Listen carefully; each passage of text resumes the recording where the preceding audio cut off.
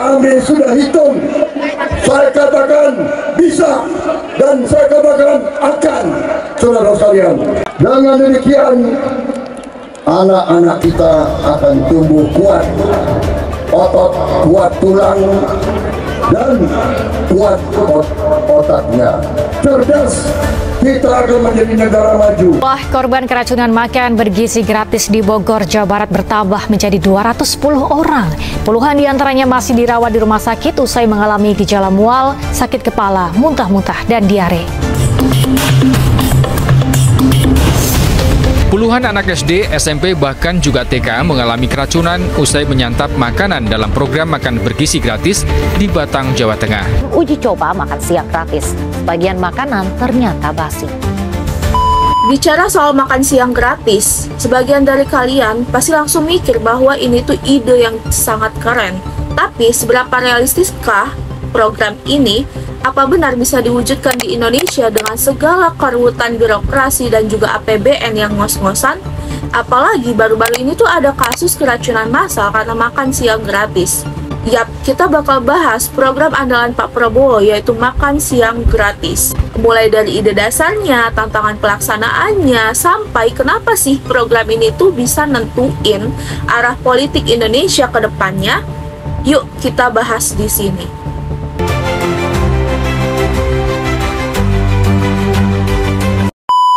Gini, program makan siang gratis ini adalah janji kampanye utama dari pasangan Prabowo dan juga Gibran.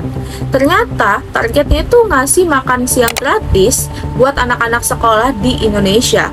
Gak cuma itu, ada juga rencana buat ngasih susu gratis. Data dari kampanye mereka, targetnya itu sekitar 82,9 juta anak dari PAUD hingga SMA, dan biaya program ini tuh diperkirakan bisa menyentuh angka 400 triliunan per tahun. Gede banget kan? Tujuan utamanya itu cukup jelas, ningkatin gizi anak-anak, ngurangin stunting, dan juga bikin mereka itu lebih siap belajar. Karena percaya deh, anak lapar itu susah fokus. Program makan siang gratis yang digulirkan di 26 provinsi di Indonesia pada tahap awal ini menjangkau sekitar 3 juta penerima manfaat. Pemerintah sendiri menargetkan menambahkan penerima makan siang gratis secara bertahap mencapai 17 juta penerima di akhir tahun 2025. Berdasarkan laporan dari berbagai sumber, program makan siang gratis ini telah mulai tersebar di berbagai daerah di Indonesia, mulai dari Jabodetabek hingga wilayah Sumatera, wilayah Kalimantan, Sulawesi, hingga Papua. Pemerintah daerah bekerja sama dengan kementerian terkait telah melaksanakan distribusi makanan secara berkala hingga berbagai lokasi yang strategis. Namanya juga program yang besar, ada pro dan juga kontra. Yang dukung bilang bahwa ini tuh visioner, niru negara-negara kayak India, Brazil, dan bahkan Jepang yang udah punya program makan siang gratis. Tapi yang kontra juga nggak kalah vokal. Mereka bilang bahwa ini tuh bakal jebolin APBN. Dimana enggak, 400 triliun itu hampir 1/5 dari belanja negara kita, bro. Ada juga yang bilang ini tuh program populis, cuma buat naikin simpati rakyat. Bukankah semua politisi juga begitu saat kampanye? Oke, sekarang gini pertanyaannya, duit dari mana? Menteri Keuangan Sri Mulyani pun pernah bilang ini tuh program ambisius. Tapi realistis nggak sih? Salah satu ide yang muncul adalah refocusing anggaran. Misal, sebagian subsidi BBM dialihkan, atau potong anggaran proyek-proyek yang belum prioritas. Tapi ini juga menjadi konsekuensinya, nggak gampang. Kalau dipaksain tanpa perencanaannya matang, maka ini tuh bisa jadi program sebagai ajang korupsi berjamaah, mulai dari pengadaan makanan dan juga distribusi sampai kualitas gizi. Lalu, Wakil Ketua DPR RI yaitu Sukmi Dasko mengungkapkan bahwa dana pribadi Pak Presiden Prabowo tidak sepenuhnya digunakan untuk mendanai uji coba dari program ini.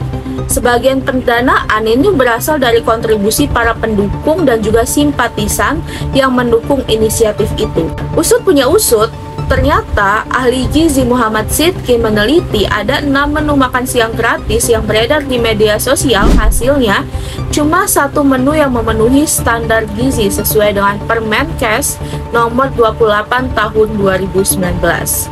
Menu yang sesuai itu berisi nasi, telur, sayur tahu tumis, susu coklat, dan juga pisang, sekitar 645 kalori dan juga 17 gram protein.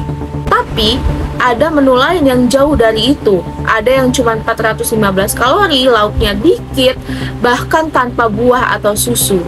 Di Medan, ada siswa SD bernama Andrian bilang bahwa dia itu senang dapat makan siang gratis. Tapi dia juga berharap bahwa menunya ini lebih bervariatif.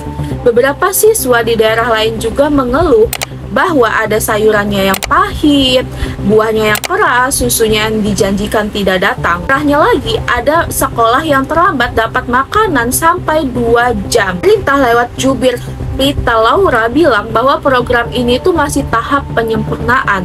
Meski belum sempurna, dia ini minta publik tetap mendukung.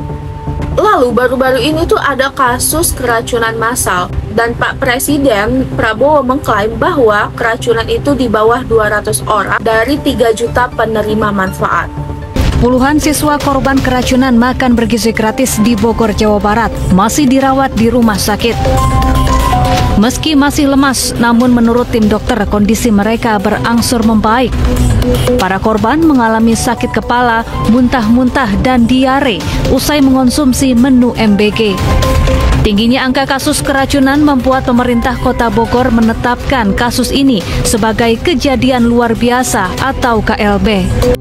Kalau kalian update baru-baru ini dari program makan siang gratis tersebut, ada banyak orang yang keracunan massal. Lalu Presiden Prabowo juga mengklaim hanya di bawah 200 orang yang keracunan dari 3 juta penerima manfaat. Tapi dari hasil investigasi Tempo menyebutkan angka sebenarnya itu lebih dari 1.600 orang dari 10 provinsi. Keracunan terjadi di sekolah-sekolah Bogor, Tasikmalaya, Bandung, hingga NTB. Setelah diteliti, ternyata gejalanya itu mulai dari mual, diare, pusing, hingga demam. Bahkan ditemukan ada bakteri E. coli dan juga salmonella pada makanan. Memang benar program makan siang gratis ini itu jelas penting, tapi pelaksanaannya itu belum maksimal. Dari standar gizi belum terpenuhi, keluhan siswa, terlambat distribusi, sampai ada kasus keracunan, semuanya itu butuh perhatian yang serius. Tapi kita itu nggak boleh skeptis terus-terusan juga. Kalau program ini itu jalan dan berhasil, wah itu dampaknya luar biasa. Bayangin, petani lokal itu bisa kebagian proyek penyediaan bahan pangan, lalu UMKM bisa dilibatkan jadi bahan vendor catering, anak-anak bisa jadi lebih sehat dan lebih pintar. Itu namanya efek bola salju. Satu kebijakan, efeknya kemana-mana. Di India misalnya, mereka punya program Midday Meal Scam sejak 1995. Sekarang lebih dari 127 juta anak dapat makanan tiap harinya, dan hasilnya tingkat kehadiran dan juga angka melek huruf meningkat drastis. Jadi, makan siang gratis ini tuh bisa menjadi game changer, tapi kuncinya harus ada niat, transparansi, dan juga kesiapan sistem. Jangan cuma bagus di janji, tapi mendek di lapangan. Realistis gak sih? Bisa aja, tapi nggak mudah. Butuh kolaborasi, butuh pengawasan yang ketat, dan yang paling penting ada kemauan politik untuk benar-benar mikirin masa depan anak-anak kita. Anak-anak bukan cuma butuh makan siang, tapi makanan yang sehat, aman, dan juga layak. Nah, kalau kalian sendiri gimana? Apakah kalian setuju dengan program makan siang gratis ini? Kalau gitu kalian bisa diskusi bareng di kolom komentar. Dan juga jangan lupa like, komen, dan juga subscribe-nya. See you di next video.